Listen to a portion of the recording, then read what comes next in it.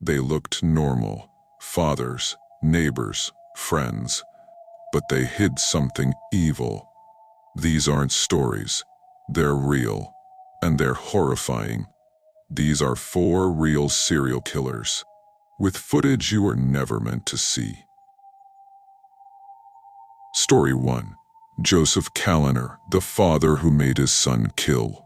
He looked like any other man, quiet, ordinary, a husband, a father, a shoemaker.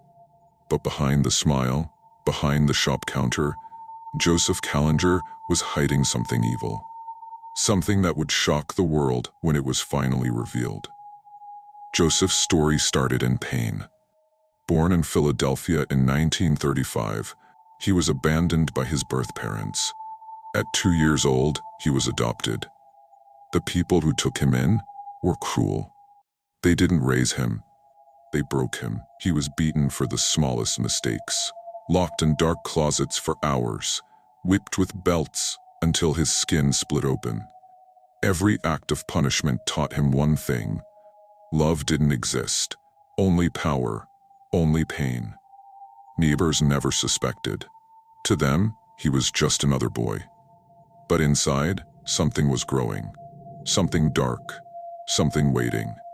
As Joseph grew older, the abuse shaped him into a strange, unstable young man. He ran away from home multiple times.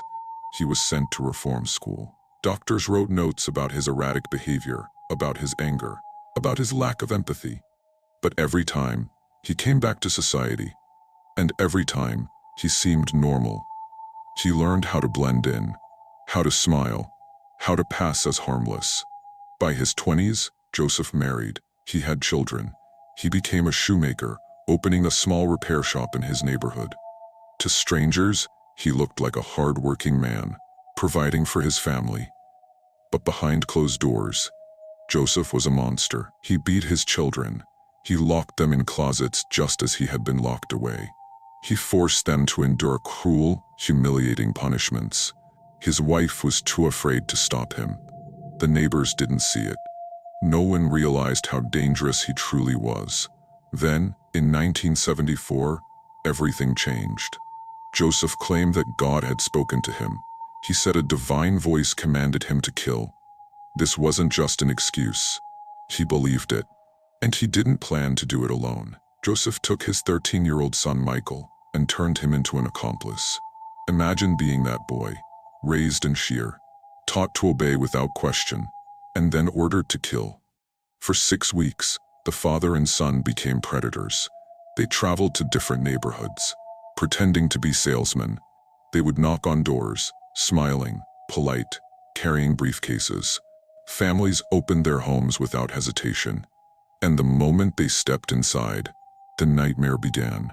Joseph and Michael tied up parents and children. They beat them with weapons. They humiliated them. Joseph forced victims to kneel on sharp objects until they bled. He delighted in the control, the power, the way fear looked in people's eyes. But the most horrifying moment was when Joseph ordered Michael to kill. It happened in a house where a 10-year-old boy named Joseph Rooney lived. Joseph turned to his son and told him to stab the child. Michael hesitated. He was terrified, but he obeyed. The boy screamed. The room filled with chaos and horror, and Joseph Calinger just watched, silent, smiling. To him, it was the ultimate power. What made Joseph so terrifying wasn't just what he did. It was how calm he was, how normal he seemed. There was no anger, no frenzy, no regret. He hurt people because he wanted to, because he could. Eventually, the truth came out. Michael couldn't live with the guilt. He confessed everything. Police arrested Joseph Kallinger. The trial was shocking. Neighbors testified about the kind shoemaker they had known for years. They couldn't believe that same man had turned his son into a killer. Doctors diagnosed him with paranoid schizophrenia. But even they were disturbed by how cold he was, how detached, how little he cared about the lives he had destroyed. Joseph never apologized, never begged for forgiveness. He claimed he had simply done what God had told him to do. The jury convicted him. He was sentenced to life in prison. In 1996, Joseph Kallinger died behind bars. His son Michael was eventually released as an adult, but Michael would forever live with the memory of what his father made him do. Even decades later, Callinger's crimes remain some of the most disturbing in American history. Not because of the number of victims, but because of how he corrupted his own child, how he forced a boy to kill another boy. It's easy to imagine monsters as strangers hiding in the dark, but Joseph Kallinger was no stranger. He lived on a quiet street. He smiled at neighbors. He fixed their shoes. He looked safe, normal, ordinary. And that is what makes him terrifying, because the worst kind of evil can look completely harmless. Sometimes it doesn't sneak in through a window. It just knocks on the door. What do you feel like doing? Killing people. You still feel like killing people? Yes. Describe the feeling that you get when you feel like killing people. Well, last March 11th, I was hallucinating, and I took a razor blade and I cut a man's throat. Here in the hospital? Here in the hospital. Do you think you'd murder me, Joe? Yes. That's gruesome, Joe. That's horrible. Yes, it is. And you don't blame me if I say I hope you never get out of this place. I hope I never do either.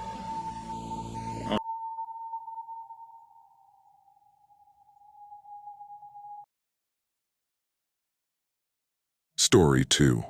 Richard Ramirez, the Night Stalker, who brought hell to California. He didn't wait for the dark to hide him. He brought the dark with him. Richard Ramirez wasn't like other killers. He didn't lure victims with charm. He didn't pretend to be friendly. He didn't even try to seem normal. He was chaos, pure, unrelenting chaos. Ramirez was born in 1960 in El Paso, Texas. His childhood was brutal. His father beat him. His cousins introduced him to drugs, violence, and Satanism at a young age. By the time he was a teenager, Ramirez was already spiraling. He stole. He did drugs. He became obsessed with Satan, murder, and torture. The darkness was growing, and soon it would consume him and everyone around him. Between 1984 and 1985, Ramirez began his reign of terror across California. He didn't care who his victims were. Old, young, men, women, it didn't matter. He broke into homes in the middle of the night. He killed with whatever weapon he could find. Guns, knives, tire irons, even lamps. Sometimes he shot his victims. Sometimes he stabbed them. Sometimes he just beat them to death. He didn't have a pattern. That's what made him so terrifying. Ramirez's crimes were more than just murder. He forced victims to beg for mercy. He made them pray to Satan before killing them. He carved pentagrams on walls and even on his own body. He thrived on fear, and he wanted the world to know it. The media gave him a name, the Night Stalker. It fit perfectly. Ramirez wasn't careful. He left chaos at every crime scene. Fingerprints, shoe prints, witnesses. But he didn't care. He wanted to be famous. He wanted to be feared. As bodies piled up, the city of Los Angeles became paralyzed. People locked their doors and windows at night. Gun sales skyrocketed. Neighborhoods formed watch patrols. But Ramirez didn't stop. He moved faster. He struck harder. The murders were brutal, random, completely unpredictable.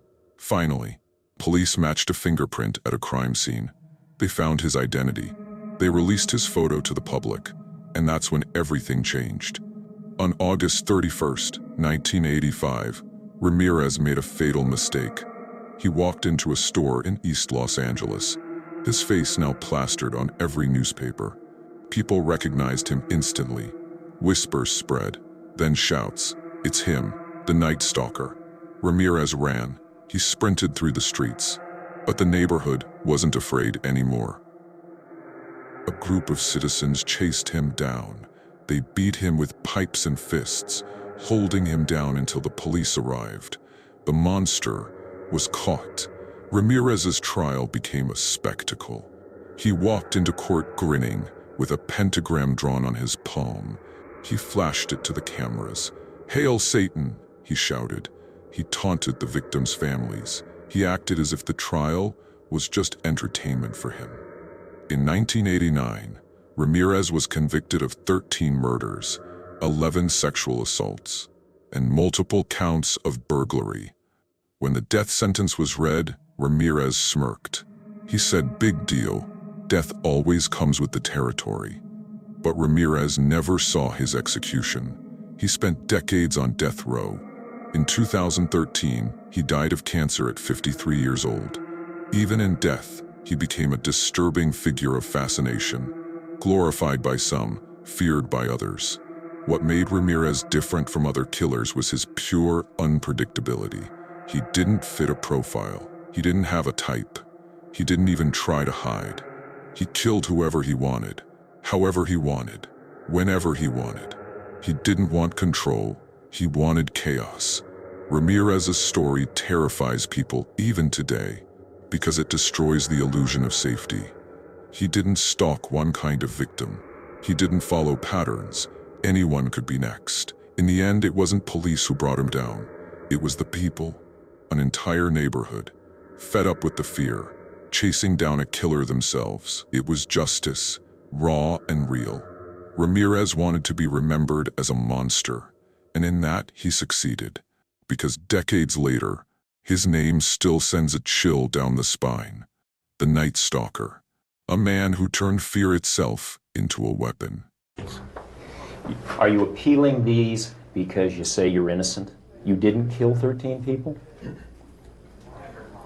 That is correct. You didn't kill 13 people?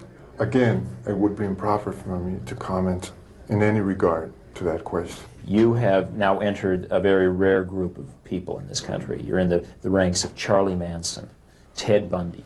You claim you didn't commit these murders, but you're right in there now as far as everybody else is concerned. Serial killers do on a small scale what governments do on a large one. They are a product of the times, and these are bloodthirsty times. Even psychopaths have emotions if you dig deep enough, but then again, maybe they don't. Do you have emotions, Richard?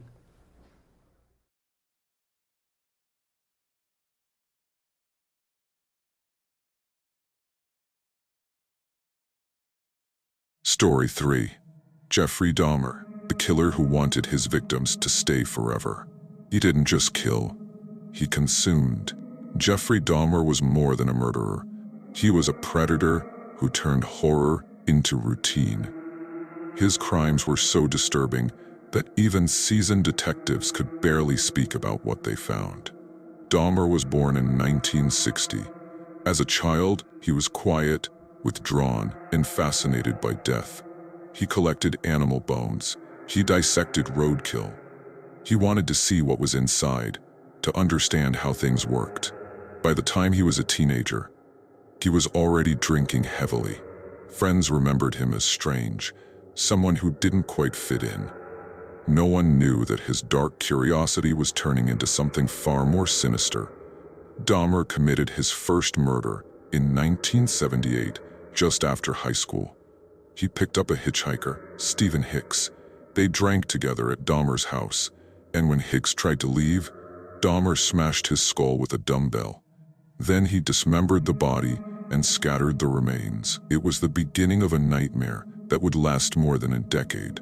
Between 1978 and 1991, Jeffrey Dahmer murdered 17 young men and boys. But killing wasn't enough for him. He experimented on his victims. He drilled holes in their skulls. He poured acid inside, trying to create living zombies. He preserved body parts. He took photographs of dismembered corpses, and he ate pieces of their flesh. Dahmer's apartment was a house of horrors. Neighbors complained of foul smells, of strange noises, but Dahmer always had an excuse. The truth stayed hidden, until one night in July 1991. A man named Tracy Edwards managed to escape Dahmer's apartment, handcuffs still dangling from his wrist. He flagged down 2 police officers and told them everything. At first, they didn't believe him. But when they entered Dahmer's apartment, they found something they would never forget. Inside were photographs of dismembered bodies, skulls in the refrigerator, a freezer filled with human remains, acid barrels containing torsos dissolving in chemicals. It was worse than anyone could imagine. At his sentencing, Dahmer was calm. He described his murders in detail, almost like he was talking about ordinary events. He admitted he knew what he was doing was evil, but he claimed he couldn't stop. The families of his victims spoke at the trial. Their words were filled with grief, rage, and disbelief. Some cried, some screamed. One woman lunged at Dahmer in fury, unable to contain her hatred. But Dahmer just stood there, quiet, expressionless. He was sentenced to 15 consecutive life terms. There would be no freedom, no redemption. But Dahmer didn't live out his full sentence. In 1994, while serving time in Columbia Correctional Institution, Dahmer was beaten to death by a fellow inmate named Christopher Scarver. Some saw it as justice. Others saw it as a horrifying end to a horrifying man. What makes Jeffrey Dahmer so terrifying isn't just what he did. It's how ordinary he looked while doing it. He wasn't angry. He wasn't chaotic. He was calm. He killed because he wanted to. He killed because he enjoyed it. Even decades later, the details of his crimes are impossible to forget. The photos, the freezers, the experiments, the cannibalism. Dahmer became known as the Milwaukee Cannibal. And his name still makes people shiver. The most disturbing part, he wasn't a monster in appearance. He was just a man who smiled politely, a man you wouldn't notice on the street. And yet, inside his apartment, unspeakable evil was happening. When people think of true horror, they think of Jeffrey Dahmer, because his story forces us to face a terrifying truth. Evil doesn't always announce itself. Sometimes it's quiet, patient, and closer than you think. Even now, decades later, the thought of Dahmer's crimes is enough to make people sick, because what he did is something we can't truly comprehend. He wasn't just a killer. He was something far worse. A man who looked normal, but saw human beings as objects, as experiments, as food. And that is why Jeffrey Dahmer remains one of the most terrifying serial killers in history. Because his evil wasn't loud, it wasn't obvious, it was polite, and it was deadly. Branching out, that's when the cannibalism started. Eating of the heart and the arm muscle. It was a way of making me feel that they were a part of me.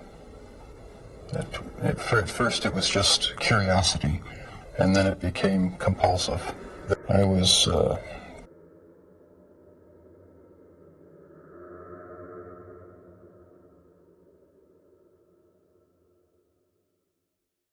Story 4. Ted Bundy, the charming monster who hunted in plain sight. He didn't look like a killer. He wasn't the shadow in a dark alley. He was handsome, charming, smart, the kind of man people trusted, even liked. But behind the smile was a predator. Ted Bundy was born in 1946. From the outside, his childhood looked normal, but there were secrets, dark ones. Bundy grew up believing his mother was his sister. He struggled with identity, anger, and violent urges that started young. Neighbors remembered him as polite, but detached, a boy who didn't quite fit in. By his 20s, Bundy had perfected his mask. He was studying law, volunteering at a crisis hotline, dating, making friends. To everyone around him, he seemed normal. But the truth was already there. Bundy had a fascination with control, with manipulation, with power.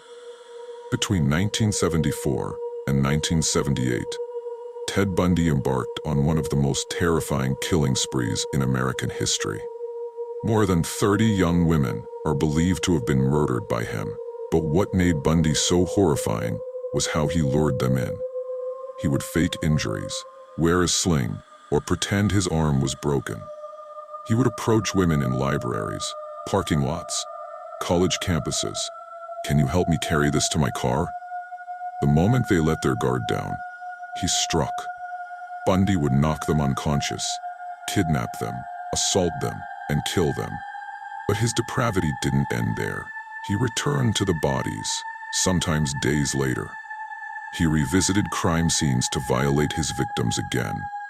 What made Bundy terrifying wasn't just the killings. It was how normal he seemed while doing it. How he could be charming, intelligent, even funny. He blended in. He didn't fit the image of a killer. That was his greatest weapon. Bundy's crimes spread across 7 states: Washington, Oregon, Utah, Colorado, Florida, and more. Everywhere he went, women vanished. He was calculated, methodical, but he was also arrogant, and that arrogance would get him caught. Bundy was arrested for the first time in 1975. He had been pulled over for a traffic violation. Inside his car, police found masks, handcuffs, crowbars, and rope. But Bundy didn't stop there. He escaped custody twice. During one escape, he went on to commit some of his most brutal murders. In Florida, he attacked a sorority house, bludgeoning and strangling multiple women in a single night. The crime scene was pure chaos, blood everywhere. Survivors barely clinging to life. Finally, in 1978, Bundy was captured for good. But even in custody, he manipulated everyone around him. He chose to represent himself in court. He smiled for cameras. He flirted with reporters. He acted as if the trial was a performance and he was the star. In one of the most disturbing moments of any murder trial, Bundy proposed to his girlfriend in the middle of cross-examination. She accepted in front of the entire courtroom. To Bundy, it was just another game, another way to prove he could control anyone. In 1989, Ted Bundy was executed in the electric chair. His final interviews were cold and calculated. He claimed that pornography had shaped his violent fantasies, but he never truly admitted full guilt. Even at the end, Bundy still wanted control. What makes Bundy's story so terrifying isn't just the number of victims, it's that he didn't fit the stereotype.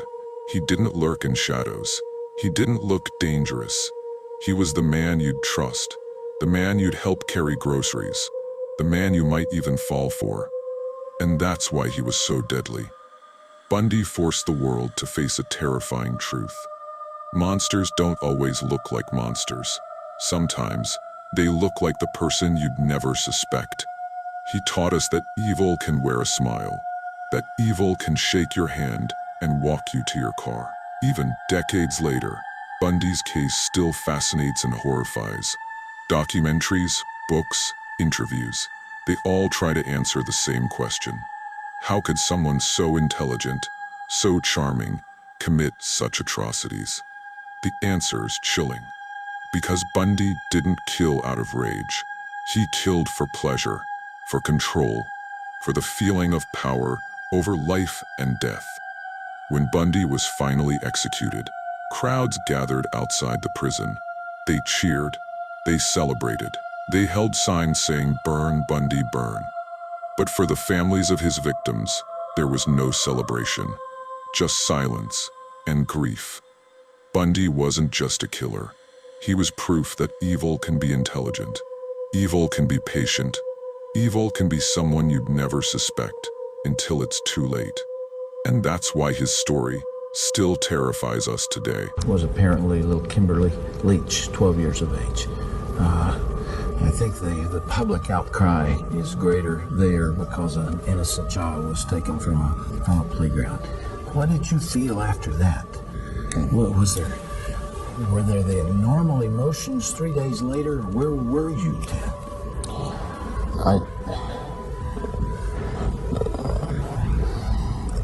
I can't really talk about that right now. That's, yeah. It's too painful. I would like to be able to convey to you what that experience is like, but I can't. That I won't be able to talk about that. Okay.